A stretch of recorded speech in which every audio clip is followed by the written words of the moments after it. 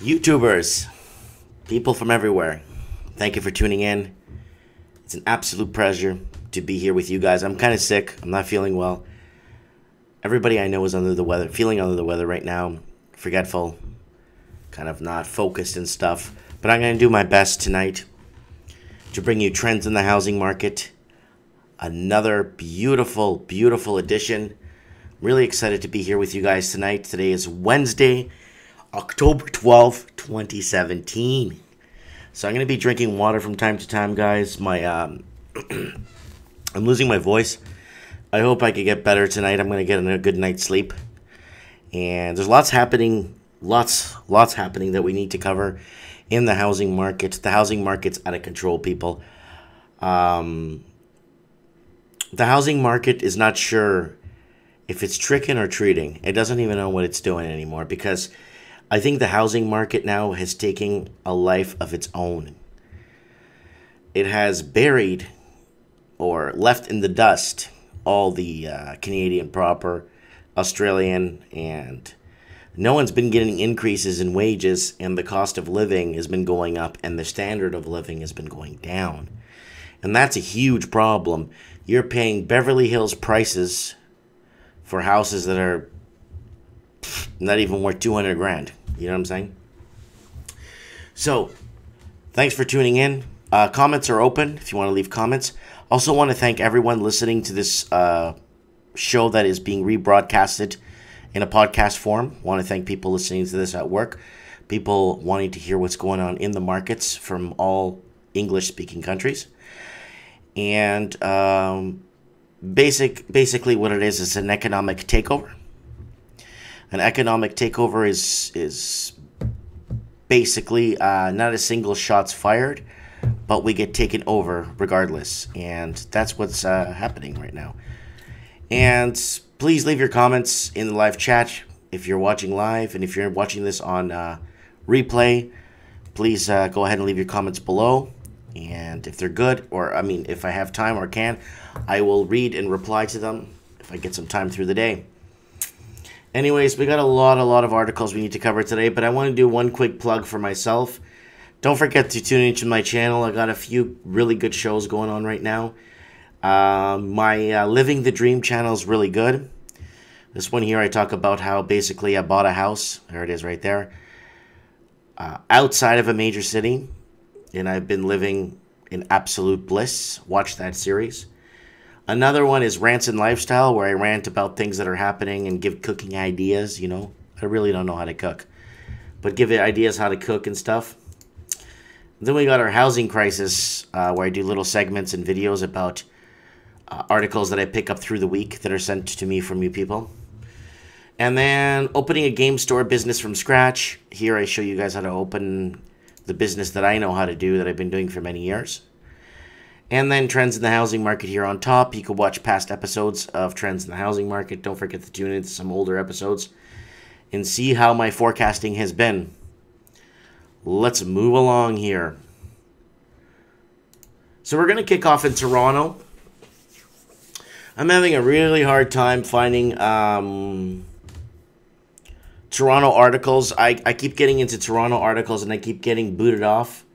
I'll show you guys here. I'll show you guys here in a bit what I'm talking about. But let's start with Toronto. The detached inventory doubles compared to last year.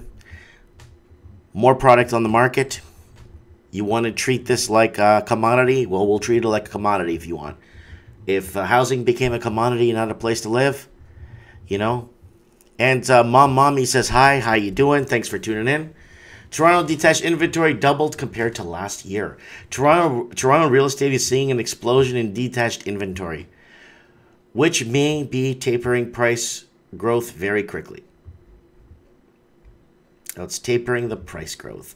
Toronto real estate is feeling most of the pain in the most expensive segment, detached units. Numbers from the Toronto Real Estate Board, TREB, show that detached price growth is tapering. These numbers are being met with quickly falling sales and much higher inventory, which means things can get messy really fast. You know, I have something I want to say, actually. I actually want to tell you why I think the detached market does really well, is doing really poorly, and the condo market is on fire. Yes, I know I've been talking about how the units are cheaper. I get it. The units are cheaper. But I have a feeling for foreign investors, it's better to own a condo, especially when you got a concierge downstairs and you have a strata council that if someone's squatting in an apartment condo, they can get them out right away. It's better protected because a lot of the condominiums, you need a swipe to use the elevator. So I have a feeling, and it's hard to squat in a condo, right? So I have a feeling a lot of foreign investors have been jumping onto the condo units because of the fact that it's hard to say if anyone lives there or not. Where a house, you drive by, the lights have been turned off for 10 years, and the fence is fallen over on falling over and stuff. I have a feeling that condos are easier for investors to kind of protect, and kind of nobody really knows who's home. You know what I'm saying? It's not like you got patio or windows facing the outside of, you know what I'm saying. You got the outside windows, but people don't know which ones are on and off, right? And I have a feeling that's a clever way to disguise whether you're there or not, and it's a clever way, and it's very well protected, especially if you have a good concierge that's watching the place, So Brian White's joining us. He's saying, I'm saving for a townhouse in, say, the Sardis, Chilliwack area, and I'm 25. Well, keep saving, putting your money away, and make sure that your money is ahead of inflation, because saving is good, but if inflation is moving faster than what your savings, what you have saved, you're probably just idling. Keep saving, it idles. It's like because everything gets more expensive as you progress going forward. So keep in mind, one way to hedge inflation is to invest in gold and silver bars, like little bars, 1 ounce bars. You still have your money, but it will protect against inflation if you invest in gold. So if the price of gold starts spiking and the price of the dollar starts to dip, what's the first thing that happens when the price of dollar starts dipping? The price of gold goes up. At least you could hedge your money in something. So Brian White, I'm not an investor. I'm not a professional this. I'm not a bank consultant. I don't know nothing. But if you're going to save for long term and inflation's going to eat away at your money, invest in precious metals. You could always sell them back to the bullion exchange. That's my opinion. I don't know nothing. And yes, Mr. Robot has invested in some stock, and it's going up big time. Yes, Mr. Robot, it is going up big time. If you watch some of my stock videos, we discuss what's happening in some stocks. And yes, I am not an investor or a professional investor. I can't even read. Okay, so just keep it at that. I don't know nothing. Anyways. Yep, so excited. So am I, buddy. The benchmark price of a detached home fell slightly, but still remains in the positive territory. Across the Greater Toronto Area GTA, the benchmark detached dropped $930,500, down 0.59% from the month before. Prices remain 8.56% higher than the same time month last year. Here you go. Prices in the 416 are still 6.63% higher. But guys, do you guys remember this? Prices doubled in a year. So it's going back down. So they're still kind of tapering a bit, but they're in decline right now in the GTA. Check out this graph. Holy smokes. Look at this graph. So getting up there. Look at that. 2017. Look at that. There's different area codes, I think. It's, 416 and a 905. The average sales price of detached units were a little less encouraging across the three regions. The average sales was $1 million, which fall flat from the same time last year. The city of Toronto, aka 416, saw price hit 1.355. For those that cashed out in that time in Toronto, you guys are laughing now. I know quite a few people that cashed out when they saw the poop starting to hit the fan. A lot of people waited on the sidelines when all those introduction of taxes came into effect. Let's move on. Rising prices and evictions. Toronto real estate market has gone bonkers. Very long article, but I want to get to the point right here. I once hiked all the way to High Park for a place that was taken by the time I got there. So somebody was looking to rent a place in the area called High Park. Mr. U says, it has no storage locker, no parking, no hydro not included, and it was $1,950 per month. At the viewing, I actually started to cry. So this is coming from a student's perspective. So 1,000, almost too large per month. At the viewing, I actually started to cry. Yeah, the rental market has gone bonkers in the past 3.5 years. October, but will be paying more than for her previous condo, and she had to forego a parking spot and a locker. A lot of students are overwhelmed by Toronto's housing market, she says. It comes at an unpleasant shock when they find out the average cost of a one-bedroom is $1,800 a month. The problem is when you start targeting the students, okay, it's a college conspiracy. I don't have no education. I never went to school. But once you start targeting the students that come in, that really want to study and get a proper, get a good education, they bring money from outside. They're like tourists, okay? And when they bring money from outside, they're spending money that they made somewhere else into our economy. But when you're pushing away students that have to eat in our country, pay rent, spend on basic living expenses, you can't go after the students. The students need to have some sort of a protection, especially if they're legit, they're studying, they have courses, they're doing their thing, they're doing the right thing when they come and do that. That helps us. You know what I'm saying? For me, college is a huge conspiracy. College is just like another one of those, regulated by the government with loans and stuff, and then changing the rates. And then basically, I saw a picture on Facebook. There was this guy who was like 100 years old, and he was taking a shot. He was like this, and he said, "I just paid off my student loans." And the guy, I don't know, he must have been at least 100 years old. And yes, but people from outside coming in and spending on our schooling system, spending on food and board and like just clothing, and that's like tourist money. And they stick around for 5 years or 4 years, whatever it takes to get a degree nowadays. I don't even know. But those people coming in, it's just like getting eliminated. So when they come in, you got to pay too large a month. Oh, well, I'll go to Mississippi. I'll go to school in Mississippi. I'll go to school in Atlanta. I could pay $800 for a 2-bedroom to rent in Atlanta. So, what? Wait, yeah, I'm not gonna. So stop. Basically going after the students, because then this way, that extra resource money that they bring into the country dries up. Small business suffers. Restaurants suffer. You know how it is. It's a domino effect.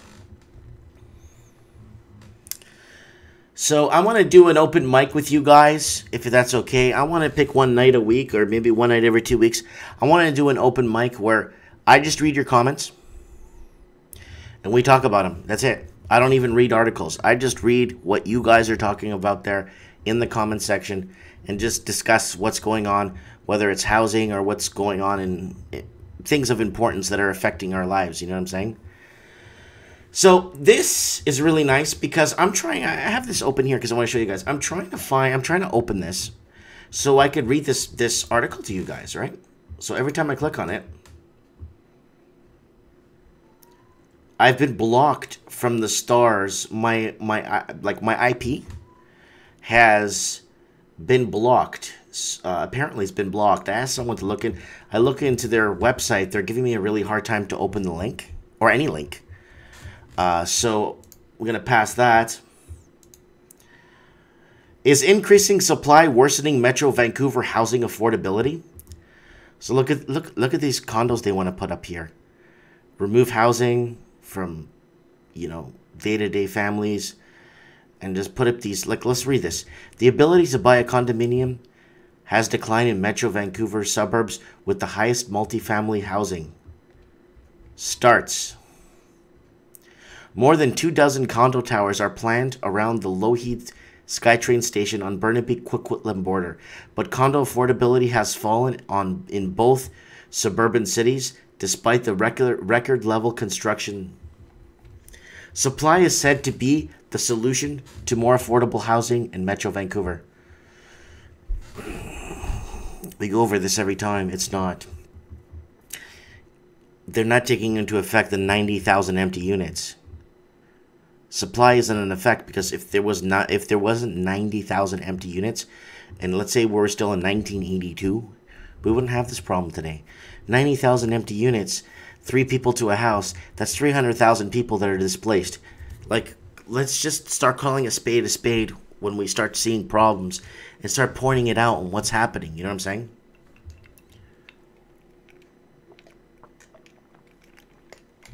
Okay, let's continue here.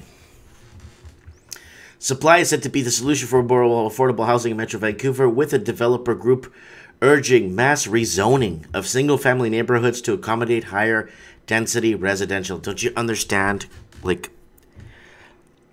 infrastructure, the streets, the bridges, the bus stops, transit, can't afford to accommodate more dense residential areas. I don't know if a lot of you people have been to Vancouver, but the streets are very narrow. There's no really major streets. There is a couple, Boundary Road for a couple of blocks. It feels like you're on an expressway, but you don't have any really major avenues to go into downtown. And then to go to that area that they're saying, it's like side streets. You want to get to the airport, you got to take a side street to get to the airport. You know what I'm saying? And,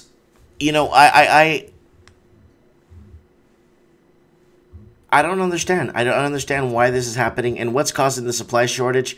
Restrictive family home neighborhoods, zoning of 85% of residential land base that keeps out young families. And it says it right here. It keeps out young. I was going to say that. Then it said it right there. It keeps out young families. Middle income earners. Who the hell are middle income earners anyway? Could someone educate me? Because I know there's working poor. And then there's what? And renters who can't afford a single-family home, said Ann McMullen, president and CEO of the Urban Development Institute of Pacific Region. We clearly need a regional housing strategy with more homes for more people. That means more high-rise apartments along rapid transit corridors. Okay, along rapid transit. What rapid transit corridors? The entire city is always under construction 24/7. This means more high-rise apartments along rapid corridors and more townhomes, row homes, and multi-family low-rises. But recent studies shows the reverse is true. Fewer people can afford to buy condominiums in Metro's Vancouver suburbs that have seen the greatest increase in supply over the past 2 years. So this is a really, look at this. Coquitlam. It's outside of Vancouver, right? It's another suburb, right? It's like San Bernardino if you're outside of LA County. It's like going to San Bernardino. Or it's like Fort Lauderdale if you're outside of Miami. If you're in Miami, it's like Fort Lauderdale. Coquitlam's condo affordability has plunged 20%. Do you understand? That means nobody could live there this year, despite posting the third highest numbers of multifamily starters in the region, up 35% from 2016, 941 units. This is horrible. The further you go out of the city, it's becoming, so you gotta go like me. I'm 2 hours out of the next major city from here. The next major city is Vancouver. Like major city is Vancouver. And I'm 2 hours and 20 minutes away, you know what I'm saying?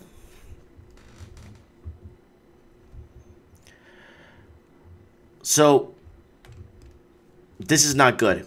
They want to add more units. They want to take up, see, So, Allison Young recently sold 8.3 acres near Brentwood SkyTrain Station for $155 million. The most expensive residential land transaction ever occurred in Burnaby. 8.3 acres. 155 million. You know 155 million pesos in Mexico is still a lot of money? $155 million. Let's go to some questions here. Okay. So basically, someone says, David from Sydney, Australia says, Mike, you are right, 100%. It's an economic takeover. It's all in the hands of our politicians. Yeah, but because economic takeover, I bring it up a lot. I say it a lot. It's because it's the easiest way to take over a country. You know what I'm saying? Yeah, so my buddy there is commenting, middle income earners equals working poor. It's true. Working poor is just you work 3 jobs to pay rent. 3 jobs to pay rent. 70 hours a week. That's just to have a place to sleep so you can work these jobs. I don't know if I'm losing my mind or this is the norm and everyone needs to accept this. I don't know if I'm out of my tree. I don't know what to tell you guys. Let's move on. This one's good. No easy answer for Vancouver mayor as speculation grips pre-sale condo market. So hear this out. Let me know what you guys think of this. Vancouver Mayor Gregor Robertson is preparing a motion for the city council that he says will give local buyers of pre-sale condos priority access ahead of foreign purchases. So do you remember last week or the week before, there was this big real estate convention in Hong Kong or Shanghai, I can't remember, in China, and they were laughing at the people in Canada that they can't afford to buy their own condos and their own properties. Well, I think that sparked this, where now basically they're giving priority to Canadians, I guess, or to buy pre-sale before it goes out to overseas. And it says it comes as there are more acute signs of speculation in the pre-sale condo market, which has been sharp price gains. But the idea is already drawing criticism and realization that there isn't a silver bullet solution. Let's move on here. Oh, there's people talking here. That's nice. This may or may not be the case, but indeed there are definitely sources of speculation and other sets of buyers who also get a first crack at buying pre-sale condos. They are local and would be challenging to steam too. In real estate circles, they are known as friends and family. Next in line are the VIP buyers, who are served by VIP agents. Some even refer to themselves as VVIP or VVVIP. In distinction that hints a varying level of access and timing on hot condo markets where in recent years, the earlier a buyer gets in, the less he or she pays, and the more there is to be gained if prices accelerate. So it's become everybody knows it's the almighty dollar is taken over. It's taken over our minds. It's taken over our real estate. It's taken over our futures. It's taken over our kids' futures. It's taken over our grandkids' futures. It's taken over everybody's future, basically, because we're going to a party with $10 and the entry fee is $1,000. We can't get in. And that's what's happening right now. We're all waiting in line, trying to get into this party. We built the building. We put the water in there. We put the gas in there. We put the catering company in there. We put the roof on there. We put everything in there. But we can't get into the party. We're not welcome in there. So we stand outside with our $10 trying to get in. And we're not getting in. And that's what's happening. You know what I'm saying?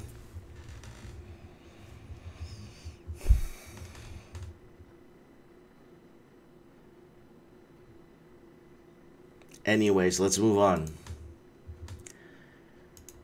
These 11 stats explain how Calgary's housing market balanced out in September 2017. This article's cute. It's sweet. You know? So basically, instead of saying oil tanked, everyone lost their jobs, people moved away, they try to sweeten the pot with this article, trying to say, you know, it balanced out and this and that. You guys have no idea how many homeless people are in Calgary right now. It's out of control. A majority of it is the Canadian proper that's on the streets.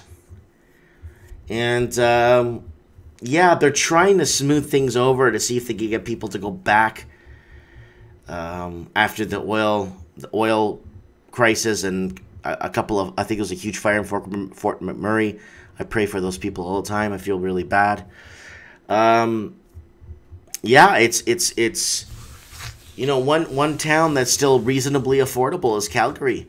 It wouldn't surprise me if I see Calgary being a huge tech center.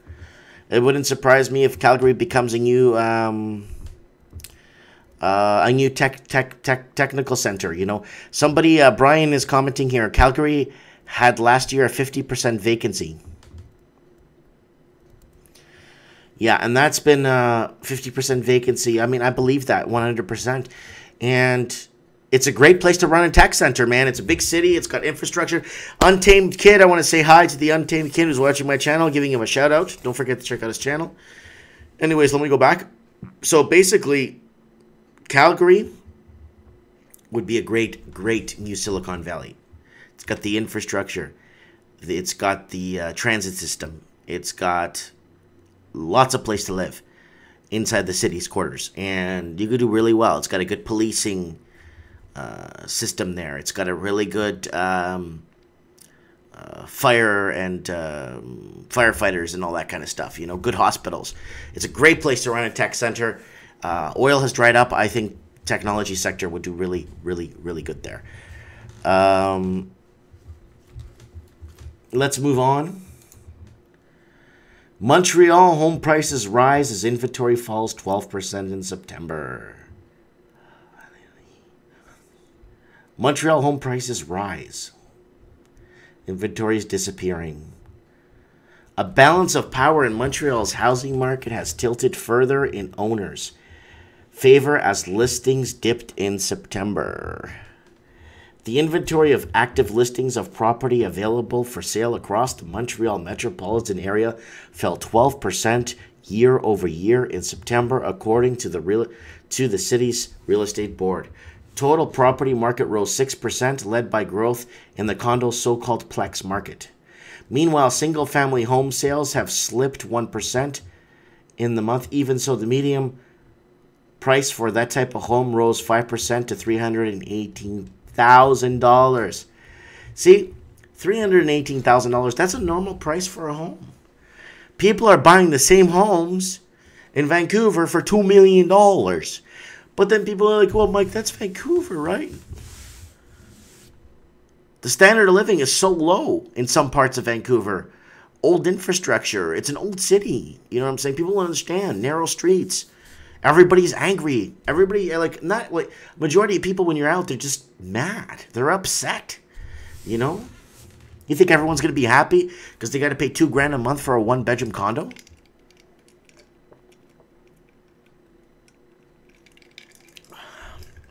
Sorry, guys, I'm getting sick, so let's move on. Oh, we got to go to Seattle. Seattle!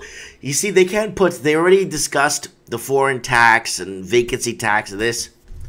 And the first thing they said, it's racist. You can't do that. That's racist.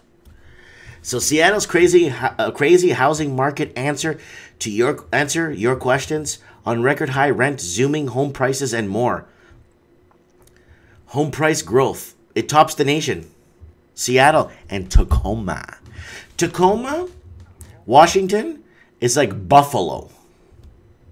I don't even mean the Buffalo, New York. It's like that, but without a stadium and Buffalo Sabres and all that. But it's like Buffalo. And it's one of the highest places, you know, in the country. So let's take a look at this. Seattle tops the nation in home price growth, 13.5%. Look at that. So, I don't know if you guys have been watching my show for the last friggin' 5 years. Since the new taxes were implemented last year on foreign investors in Vancouver, a lot of people went south of the border to Seattle. A lot of real estate agents in Canada went down with a lot of their investors, their VIP investors, and started picking up properties there left and right and center. The average two-bedroom condo in Seattle went from $169,000 to just under 800, 900,000 where it sits right now. You know what I'm saying? Let's see what the benchmark is if it says here. Housing market is going. So question, what's your best guess on where the housing market is going? Bubble. Stabilizing, more craziness. This is the question I get asked the most and something I ask about in most interviews. The short answer is nobody knows. And you should be skeptical of anyone who says they do. See prior real estate boom bust, etc. That said, here's my best guess. The nation leading price increases have to moderate at some point. Every market that's ever been through this eventually comes back down to earth. Right now, Seattle's median house price is $730,000 American. That's $1 million Canadian. If prices keep growing at that current rate, 13% per year, hear me out, 13%, the typical house will be $1 million in 2020. And it will get to $2 million in 2026. That just doesn't seem sustainable. God, I hope it's not sustainable. It will be sustainable. Because there's no taxes or protection for the proper citizen, all these towns will just become ghost towns. People will just move out. People won't be able to leave. The brain drain, brain drain, brain drain alert, brain drain alert. People start leaving cities and starting their own tech companies because they have the experience, starting their own firms and starting their own thing, and because people don't want to leave to live, you know? So a lot of people are commenting here in the comments section. So someone's commenting here, Mr. Robot's commenting, Mike, what do you think is going to happen to the millennium generation that has no job prospects and high rent to deal with? They're just going to leave. Especially if a lot of them have some decent education. They're just going to leave the bigger cities and just start populating the small towns like London. A lot of the millennials have left London, downtown London. And London is seeing one of the biggest massive mass exodus of millennials. Educated and people that are ready to take on a job, or they see more and more millennials starting their own businesses in smaller towns than ever before. London is bleeding right now when it comes to brain drain. And this is what's going to happen here. You know? Let's keep going here. Can we upzone and build our way out of unaffordable housing? So that's what's happening right now in Vancouver. Remember the article I read 3 articles ago? Can we upzone and build our way out of unaffordable housing? Remember the skyscrapers they're going to build in the last article I read 3 articles ago? Well, that's what they're asking here. But with the amount of vacant and empty homes that are going to be in Seattle and condos and everything, it won't work. They'll just keep buying and buying and buying and buying until the city becomes a ghost town. And if we could we possibly do it fast enough? If not, what's the solution that doesn't involve lots and lots of people moving away? So they're reading my mind here. People will just leave. A person terrified by the time they will be able to afford a down payment on housing prices will have jumped another 20 to 30%. Do you see anything that could indicate prices could slow down minus simultaneous crash of Boeing, Starbucks, the tech sector? That's a question they're asking, right? My dreams went from a single-family home to a townhome to a condo over the last 3 years, and now there's not even any condos. So Seattle's trying to throw everything at the fan right now. It's a really good article, guys. It's a question and answer article. I really hope you guys could take the time to read this, because Seattle, or America, would be one of the last countries in the world to put a foreign buyer's tax or a vacancy tax. They'll never do it because I don't see. They've already discussed this. I've already discussed this in several other articles I read a few days back, and they were calling it racist. So they were saying it's a racist thing, and that's what they're saying. It is, right? So they don't want to play, because right now the United States is going through this whole race thing right now. So they'll never dare put a tax like that on. So we'll see what happens. I think the whole Western Seaboard is gonna be pretty much abandoning. You guys have no idea how many people are leaving California. You guys have no idea. Someone's asking me, why is it racist? No, the article I read, they're saying they'll never touch it because it is considered racist. Why is it racist? Because it is targeting a specific rich people.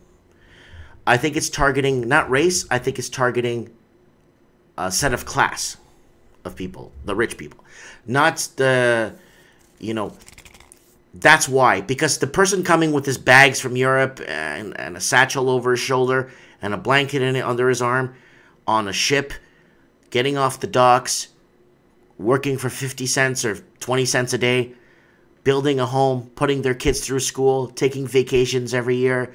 Yeah, you know what, people? People that came to this country, millennials that are watching this, people that came to this country 50, 60 years ago with nothing in their bags, built their home or bought their home free and clear, bought it out in 5-6 years, and they bought and owned their cars, and they took sometimes 2-3 vacations a year, and the wife stayed home, and the kids were put through college and high school and college, and this is how it was,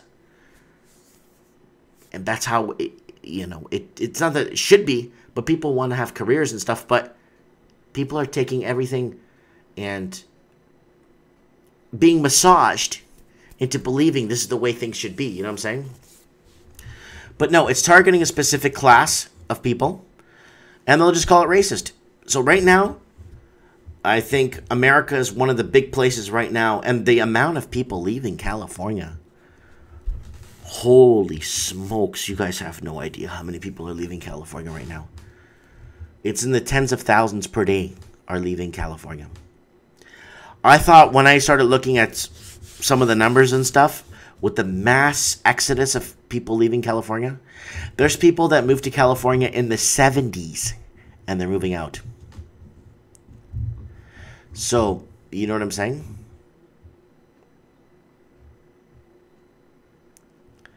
Let me move on here. Portland, same thing. Just south of Seattle. 2-3 hour drive south of Seattle. Portland. Portland homeowners are flipping homes that come with the lucrative property tax break. What do you mean property tax break? I'll explain this to you guys. Some lucky Portland buyers have snapped up houses sold with a tantalizing, come on, years of nearly property tax free living. The multi-month country assessor's office is nearly finished calculating the property tax bills it will mail out next month for the most of the country's residents. The news is predictable: a 3% tax increase, the minimum allowed by the state. But not everybody expects to pay. So they're trying to do something in Oregon where they're not wanting to tax specific buyers and stuff, so they could benefit from a tax break. But the price of housing is continuing to go up. So I want you guys to read this article too. So what it is that it's basically Mickey Mousing, just like they tried doing the first-time home buyer's loan. They don't have to pay back. In Vancouver, in the city of Vancouver, they had a first-time home buyer's loan. And what's going on with helping first-time buyers, but you got to pay it back in 5 years. It's interest-free and blah, blah, blah. And this is what's happening here. That's what happened. For example, with a home in North Hunt Street in Kenton neighborhood, the original buyer under the program purchased in September 2013 and sold it in 2016 for $166,000 profit. The new buyer benefits for the remaining 7 years of a tax break. So they're trying to do this to make people more attracted to buying and selling. I guess that's what they're trying to do. So let's move on. Every city thinks it's got its way to fix this housing problem. You know, the homelessness is out of control. Every city I've been to, I've never seen so many homeless people. Everywhere I go, it's like there's homeless people everywhere.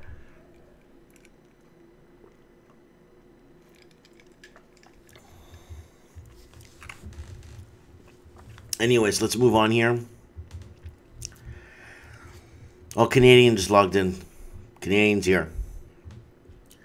Canadians, one of our commenters, people that comment here on the show. And a lot of people commenting here in the live chat. Don't forget to join me every Wednesday at 9 p.m. for Trends in the Housing Market. And once again, today is October 12th, 2017. And there's a lot of tug-of-war happening in this housing market. It's a back-and-forth fight. You got a lot of mainstream media trying to hide or kind of massage things so it doesn't seem so bad. But like I said, you know, people are paying $2 million, and I've been saying this in every show. $2 million for a house on a regular residential neighborhood. Nothing special, you know, and it's a house. They're not buying, I know I say this every time, a mansion, a manor, a plantation. They're not buying a farm.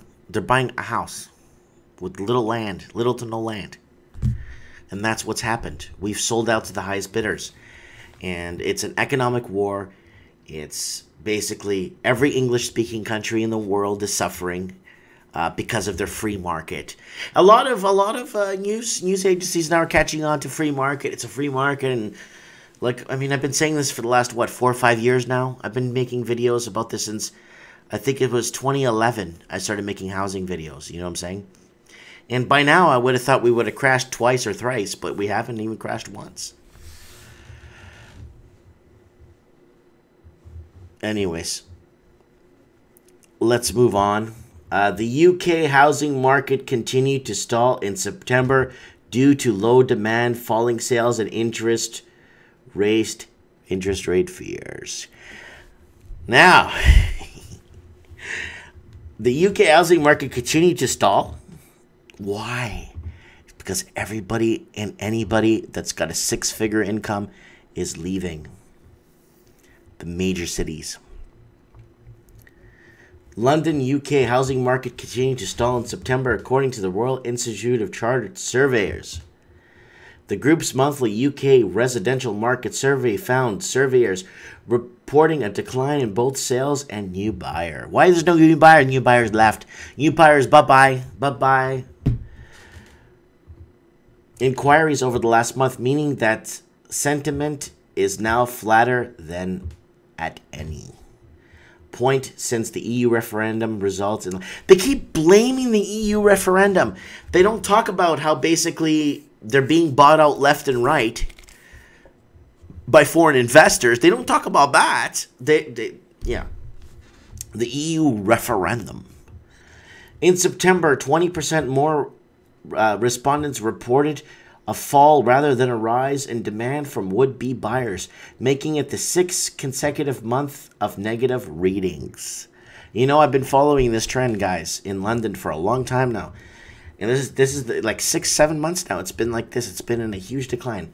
Additionally, 15% more respondents reported a fall in agreed sales rather than rise, which is the lowest reading since July 2015. While prices are also steady on the national level, London remained firmly negative, while the price balance in Southeast was also negative for a 4th consecutive month. Both these regions contain the highest proportion of respondents who perceive the market to be overpriced compared to the rest of the UK. Compared to the rest of the UK, people are leaving the big cities. So there's a man talking here for 2 minutes and 24 seconds if you want to watch this guy. Let's move on.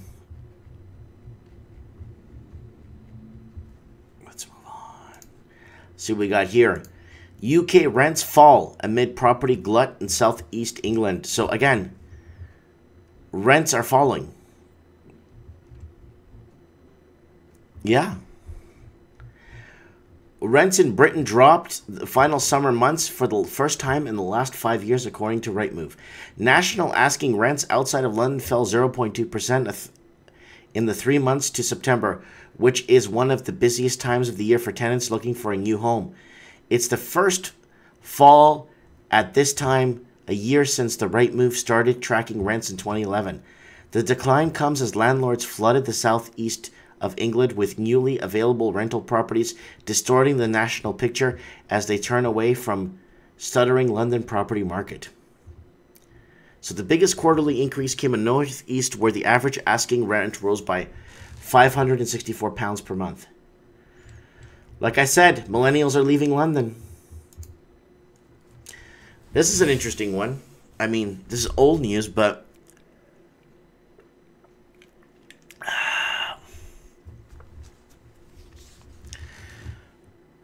someone's asking me if are you part of Antifa? No, I'm not part of Antifa. I think that's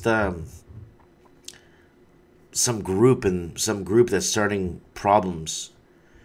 I think they're starting problems in the United States. I'm not sure what they're doing there, but I'm not even gonna go there. There's a lot of people talking about that kind of stuff. Someone's asking me, no one knows what Bitcoin is in a bubble, perhaps 100K a Bitcoin. Maybe what do I know? So yeah, so basically Bitcoin is a cyber currency for those that don't know. And it's supposed to offset the banks and take out the middleman and make it cheaper to basically own your money and not have to pay fees and stuff. We'll see what happens with that. I mean, it's been going up and down. It's been on a roller coaster ride, and we'll see what happens with the Bitcoin currency. Maybe I'll do a show about that, and we could have people chatting. Anyways, let's keep going. Australia's housing market is still flooded with Chinese money. Australia's housing market is still flooded with Chinese money. New restrictions on foreign investors are unlikely to stop the flow of housing demand from China, according to Credit's Suisse analyst Hanskin Terkif and Peter Liu. Crackdowns on capital outflows by Chinese authorities appear not to have slowed China's appetite for Australian property, the pair says.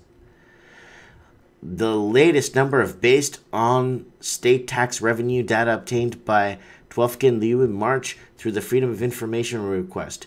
We calculated that foreign buyers are acquiring an equivalent 25% of new housing supply in New South Wales, 17% in Victoria, and 8% of Queensland. Almost all of this is from China, the analyst says. Check out this graph. See this red here?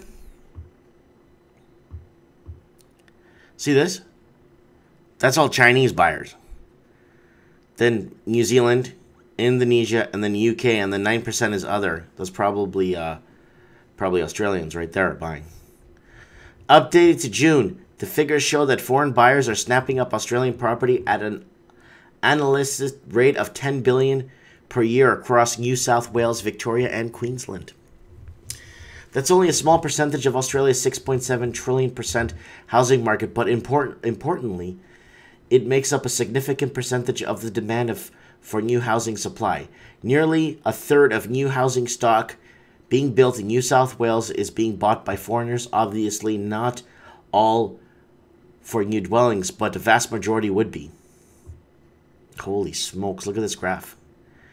Value of foreign purchases of residential property value versus value of residential construction work done. Yeah. Here's figure 12. Chinese wealth growth faster than Aussie property values. So this is the millionaires' wealth in China, and there's the housing stock. And that's where it's projected by 2021. Holy smokes. So this is it, people. That's what I was telling people the other day. I think Chinese is the language to learn.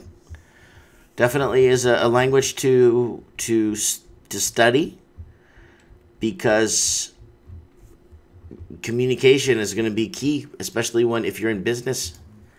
Let's move on. Sydney housing prices are starting to fall, but where will the market settle? There it is. House prices up in Canberra, Melbourne, and Hobart. House prices down in Darwin. But house prices have been down in Darwin for the last 100 years. I don't know why they're mentioning that here, but that's okay. Perth, Adelaide, Sydney, Melbourne, and Brisbane, down. The Reserve Bank, regulators, and the government have got their wish. Property prices in the white-hot Sydney property markets are starting to recede. It was first illustrated by CoreLogic earlier this month, and now backed by research from the Domain Group. The median house prices across Sydney, according to the Domain, is down 1.9% in 3 months to the end of September. The problem now is for those regulators and for those first home buyers and others who are keen to get into the market, is how much further the market has to fall before it settles like a puddle. If you don't know how deep it is, you don't want to jump in. So guys, buy in when it's down 50%. I know you want to laugh at me now. There's no houses worth $2 million. There's no condos worth $1 million. Not penthouses. Just one-bedroom condos. It's not worth it. Wait till it goes down to 200 grand. You know what I'm saying? If it doesn't, save your money, move out of town, and buy something. Someone's asking me why I sound so sad. I'm not sad. I'm sick. I'm getting a cold. And my nose is plugged, and my sinuses are hurting. And, you know, I'm just not feeling well. So let me wet my beak here a bit.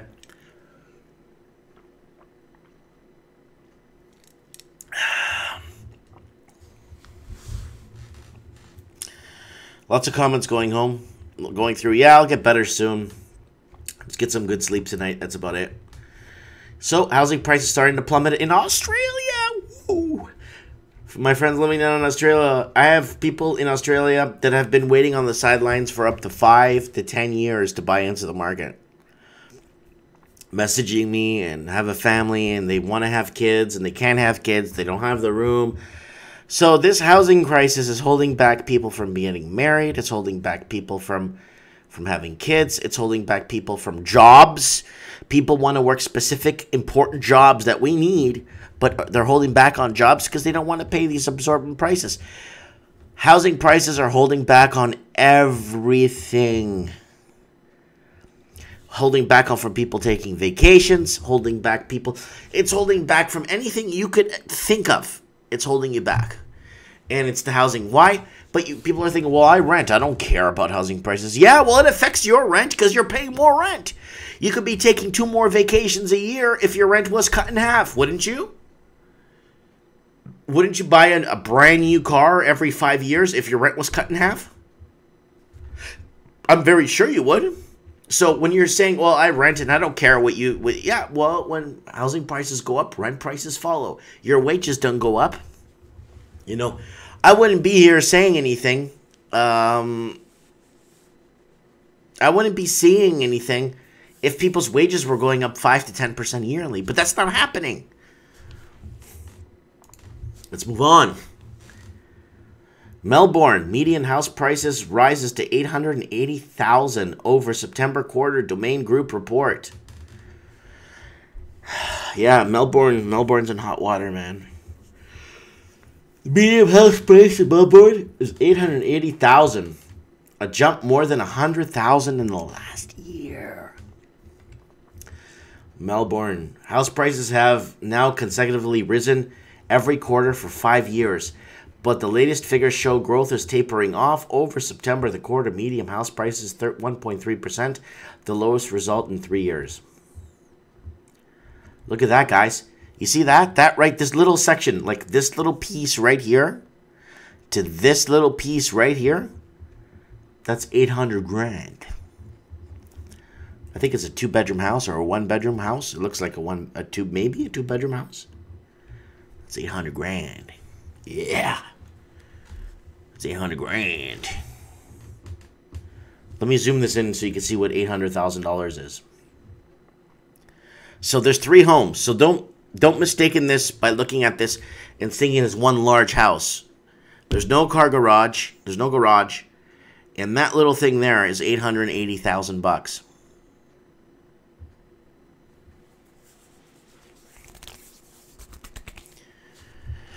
What do you guys think of this?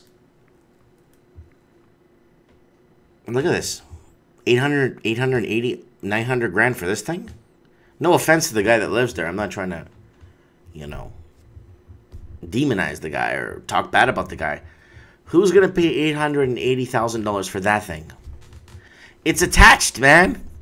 You probably don't even have a backyard. Look at the front yard. It's like 2 feet wide. It's crazy. Let's move on. Let me zoom this out. Chinese buyers of Australian property set to increase with higher taxes. No deterrent from credit Susi.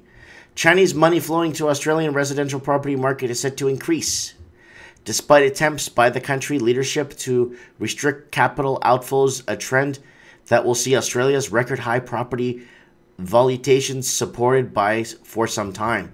Australia, meanwhile, can't implement. So this is back to the other article I read, and they're just rewording it. So now, when I think of when people think they're buying a $2 million or a $1.5 million house, they're thinking they're moving into neighborhoods like this. You know what I'm saying? Like they're moving into a neighborhood like this, or a shopping district like this, or a nice view like this. They're not moving into areas like that. What I want to say is that basically the bang for your buck isn't there anymore. $2 million, you're not living like you would 20 years ago in a mansion like this. Well, that would be 800 grand 20 years ago. But let's go to some questions here for some people. Mono from California said, Canada is not a free market, but managed market. Canadian leadership made plans and implemented policies to bring money from the world and destroy local economy. That's my man Mono that commented on one of my videos. I wanted to read that. Well, 2 cities are sought from worldwide desire. So they're talking about Vancouver and Toronto. Toronto isn't even a great city. I lived there for 25 years. Who cares? Only an idiot will rent long-term for years just to stay in the city. If you can't buy, then don't stay. And that's true. That's what's happening right now. And someone else commented here and sent me this message.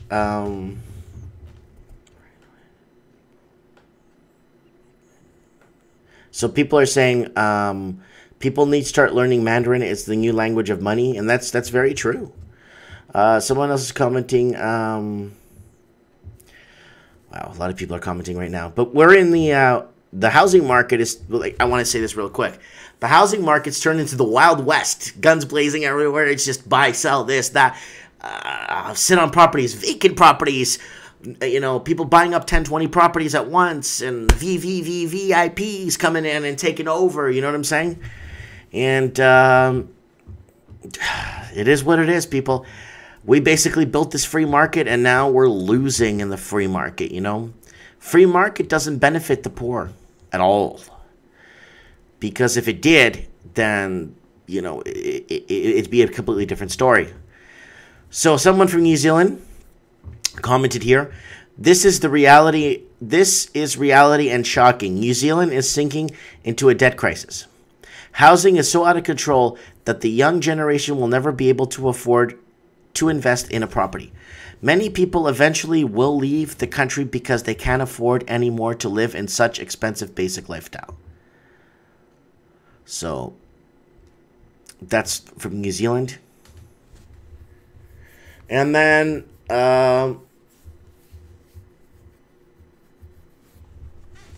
Yeah, someone's commented, whatever happened to getting back to making our own stuff?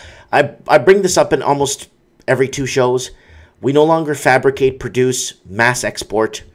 Once we start fabricating, producing, mining, we start creating jobs, and then that creates revenues, and then the employee or the employees in the private sector get taxed.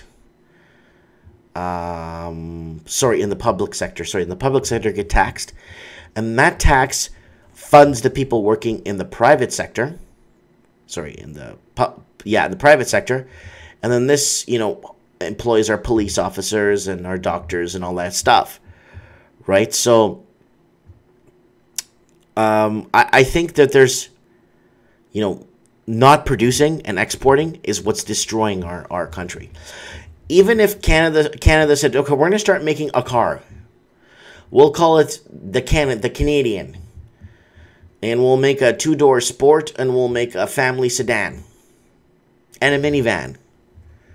Think of how much goes into building a car. You got tires, rims. You open a company just to make tire valves. You open a company just to make spare tires for the cars. You open a company, all in Canada. You open another company that fabricates the frames. You open another company that makes the brake lines and the master cylinders. You have one company building and mass producing the transmissions. You get another company making the interiors. And then you start outsourcing in one province in Canada, and this creates jobs. And then everybody in Canada, like, I'm buying the Canadian car. Why? Because it's built by a Canadian and it's keeping my brother employed. I don't know if you guys remember back in the early 80s when they had those bumper stickers. Buy a car from an American, keep your brother employed. You know what I'm saying?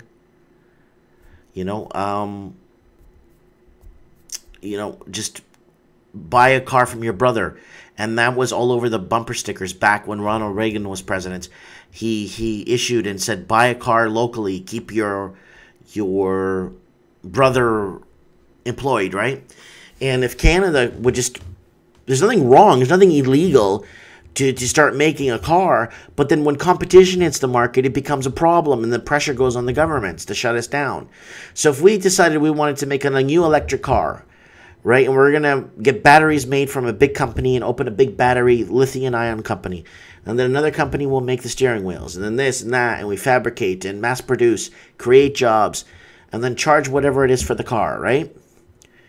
And then people will buy it because it's Canadian made and Canadian proud, right? And then start exporting the car. Yeah, then that's when you start making money, when outsiders start buying your products. And that's what drives an economy. And that's what builds an economy. Economy is built off exports, producing and exports. And we're losing right now, and we're losing so bad. It's so bad. We're losing the war. Anyways, guys, it's getting late. I've been here for 1 hour and 3 minutes. I want to thank everyone that's listening to this transmission off podcast. I want to thank everyone that's sharing this out there and rewatching this.